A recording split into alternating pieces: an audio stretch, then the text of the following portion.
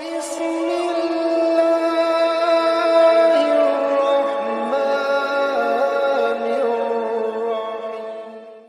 yang paling mengerti tentang diri kita kecuali diri kita sendiri. Makanya orang Jepang mengatakan manusia itu wajahnya ada 3. Wajah dia kepada orang lain, wajah dia kepada orang dekat, wajah dia saat dia sendirian. Bukan dari hadis, tapi dari Instagram. Jadi, kita paling mengerti bahwa diri kita begini. Maka kita cari obatnya. Saya paling tidak bisa sendiri, maka jangan pernah sendiri. Jangan pernah sendiri. Jadi kalau pergi kemana-mana, tidur dengan kawan-kawan beramai-ramai. Kalau di rumah dengan istri, dengan anak, hindari untuk sendiri. Karena kita belum lagi sampai pada maqam merasa ramai di tengah kesunyian, merasa sunyi di tengah keramaian. Itu maqamnya wali-wali Allah. Merasa ramai di tengah kesunyian. Saat dia sendiri, dia tetap merasa ramai. Kenapa? Ada malaikat, ada roh, ada nabi. Ada orang yang seperti itu, ada. Imam Al-Ghazali. Imam Al-Ghazali setelah dia 11 tahun berkhalwah. Khalwah itu sendirian. Ditinggalkannya jabatannya sebagai rektor di Universitas Nizamiyah. Nizamul Muluk, nama sultannya membuat Universitas Nizamiyah. Dia jadi rektornya. Imam Ghazali kalau dia berjalan, 70.000 orang pengiring di belakang. Saking kan hebatnya. Lalu kemudian dia melihat semua kehebatan, popularitas, jabatan ini hanya melalaikan hatinya. Ditinggalkannya semuanya. Pergi dia ke menara Masjid Umawi di Damaskus. Satu sudut pojok di masjid itu tempat dia berkhalwat sendirian. Maka disebut pojok itu Zawiyah Al-Ghazali. 11 tahun. Sampai pada puncaknya apa kata dia? Dia melihat malaikat dan ruh orang-orang soleh, wali-wali. Jadi kalau sudah sampai pada level itu tak pernah merasa sendirian. Bagaimana mau buat dosa? Nampaknya malaikat itu. Nah, jadi kita belum sampai ke level itu. Ya ayyuhalladzina amanu taqullah, takutlah kamu kepada Allah, wa kunu ma'as shadiqin, hendaklah kamu bersama orang yang shadiq. Tak cukup hanya sekedar takut kepada Allah, wa kunu ma'as shadiqin, hendaklah bersama orang yang shadiq, bersama orang. Jadi kalau misalnya ana di kamar hotel sendirian, minta kawan nih sama Fadil, sama Ustadz kalau khawatir sendirian. Iya Ustadz, tapi kan mandi gak mungkin sendirian. Mandi yang cepat-cepat, yang ekspres. Tak usah terlalu berlama-lama. Hindari hal-hal yang kira-kira membuat kita jerumus dalam dosa. Saya paling tak tahan melihat perempuan. Jangan tengok perempuan. Tapi tak terhindarkan tengok perempuan. Istri kan perempuan juga. Kata guru saya dulu, almarhum Ustadz Hafiz Yazid.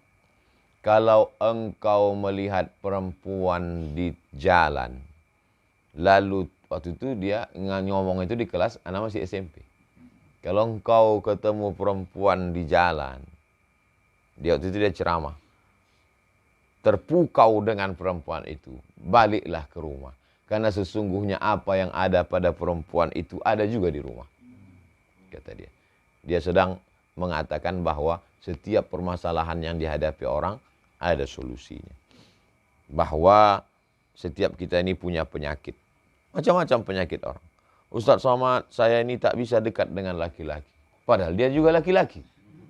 Berarti benar sebenarnya laki-laki. Itu lebih berat dari ujian kita. Ada orang yang macam itu. Berat ujian. Itu berat itu. Itu mesti pakai psikolog, psikiater. Terindikasi homoseksual. Dan tak ada yang paling mengerti itu. Kita, diri kita sendiri yang paling mengerti. Nah, jadi kita obati diri kita, ada usaha, ada ikhtiar, ada zikir, ada salawat, ada doa. Tapi kembali lagi, itu pun juga ujian dari Allah. Maka kita minta kepada dia, ya muqallibal qulub. Makanya kejahatan itu dibagi pada 2. Inna sholata tanha 'anil fahsya wal munkar.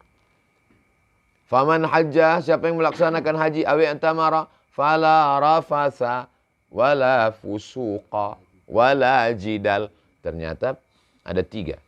Tidak hanya sekedar fahsya dan mungkar, Tapi ada rafatha, ada fusuk, ada jidal. 3. Rafatha seksual. Fusuk kejahatan non seksual. Jidal tidak seksual, tidak mungkar, bukan korupsi, tapi lisan. Jadi ada orang secara seksual dia soleh, setia kepada istrinya.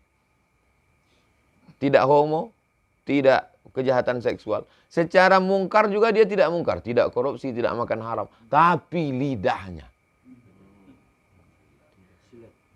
Ada pula orang lidahnya santun, lembut.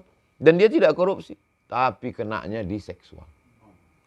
Ada pula orang seksualnya santun, baik, tidak nakal, tidak neko-neko, tidak macam. Lidahnya juga. Tapi masalah duit. Jadi kita selalu ada 3. Kesempurnaan adalah tentu selamat 3-tiganya. Seperti Nabi Muhammad SAW.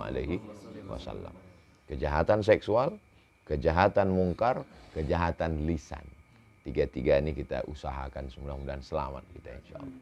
Dijaga Allah, dijaga amal kita, dijaga ibadah kita, dijaga sholawat kita, dijaga oleh malaikat-malaikat sehingga dipalingkannya hati kita. Saya pribadi dalam beberapa hal setelah kejadian baru kita, oh ternyata dijaga Allah. Kadang kita tak sadar dijaga Allah. Kenapa lah kita kemarin itu berat aja mau mendatangi undangan si Fulan ya. Bolak-balik, bahkan kita merasa berdosa dalam hati. Aku nih kayaknya pilih-pilih kawan ini.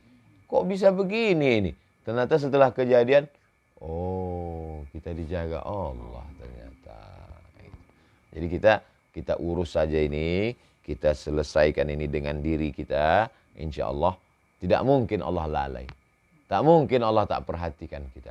La ta'khudhuhu sinatun wala naum. Dan itu pun juga bagian dari ibadah. Walladzina jahadu fina, orang yang bermujahadah melawan hawa nafsunya untuk mendekatkan diri pada kami, lanahdiyannahum subulana. Maka dia akan. Saya misalnya amat sangat rentan kalau bayangkan kalau nomor handphone ana macam nomor dulu. Nomor ana yang di-share oleh Ustadz Adi Hidayat. Berapa banyak cewek-cewek yang aksesnya langsung ke ana. Jadi segala nomor-nomor itu ya ke Ustadz Endri. Jadi cewek-cewek itu ke Ustadz Endri lah ya. Karena nggak mungkin. Jadi kita yang paling tahu, paling mengerti tentang ana. Lalu kemudian setelah menikah, handphone ana itu passwordnya tahu. Ana handphone tak pernah pakai password. Sebelum menikah tak ada password. Cuman ternyata pas sedang ceramah, begitu dibuka, dia udah nelpon banyak. Rupanya handphone ini kalau tergeser-geser, dia geser sendiri dan miss call sendiri. Ah, ini harus dipakaikan password. Anak tak pandai cara buat password. Anak kasih ke istri anak. Coba buatkan password. Dengan itu menjaga diri kita. Supaya kalau tak mungkin saya akan WA orang macam-macam kan. Nah, itu jadi kita sendirilah yang paling mengerti tentang diri kita. Dan kita sendiri juga yang tahu bagaimana langkah pencegahannya. Dan kita sendiri juga yang paling tahu bagaimana cara kita curang. Nah, jadi tentu kehidupan anak tak sama dengan kehidupan Pak Haji, dengan kehidupan sahabat-sahabat. Nah, jadi pahami sendiri. Itu yang tak ada dalam Quran, tak ada dalam hadis.